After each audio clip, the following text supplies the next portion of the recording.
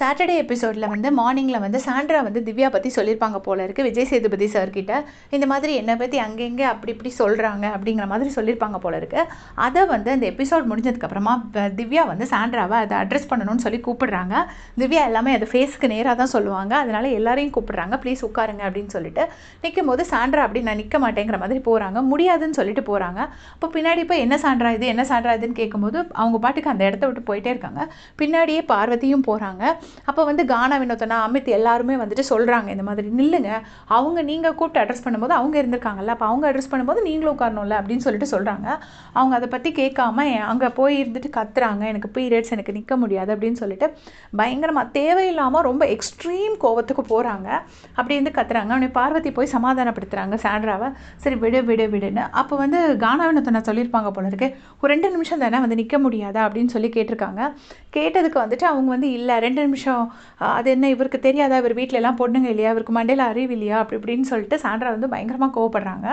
இங்கே பார்த்தீங்கன்னா திவ்யா அது வரைக்கும், சாண்ட்ரா வரது வரைக்கும் திவ்யா என்ன சொல்லியிருப்பாங்கன்னா, நீங்கள் கண்டிப்பாக இருக்கணும், உங்களை வச்சு தான் நான் அதை அட்ரஸ் பண்ணணும் அப்படின்னு சொல்லியிருப்பாங்க. ஏன்னா தனியாக போய் பேசினாலும் சாண்ட்ரா பேச மாட்டேங்கிறாங்க. அப்போ சாண்ட்ரா வந்து திவ்யாவை பற்றி ஒரு விஷயம் சொன்னதை நான் அந்த மாதிரி யாருக்கிட்டையும் பேசினது கிடையாதுன்னு சொல்லணும் திவ்யாவுக்கு. அதுக்காக தான் எல்லாரும் முன்னாடி வச்சும் பேசிடலான்னு சொல்லி கூப்பிட்ருக்காங்க.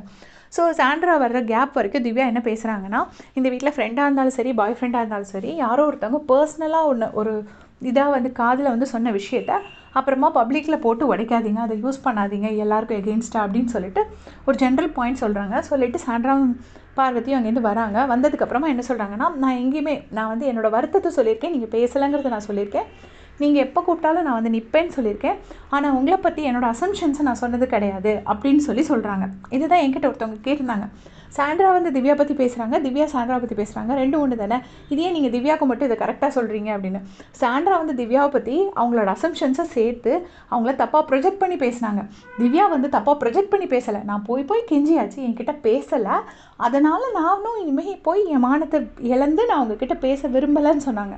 திவ்யா சொன்னது வந்து அங்கே நடந்த விஷயத்த, சாண்ட்ரா சொல்கிறது வந்து இவங்களோட அசம்ஷன்ஸை, நாங்கள் அவளை நம்பினோம், அவள் எங்களை தூக்கி வீசிட்டு போயிட்டா, அவள் எங்களுக்கு பிரஜன் அவரை பெருசாக வச்சுருந்தாரு, ஆனால் அவள் யூஸ் பண்ணி தூர எறிஞ்சிட்டா, அப்படி இப்படின்னு சொன்னாங்க, கூட இருந்தே குழி பறிச்சிட்டா, இந்த மாதிரி அவங்க வந்து இப்போ ஒரு தப்பாக ப்ரொஜெக்ட் பண்ணி சொல்லியிருப்பாங்க.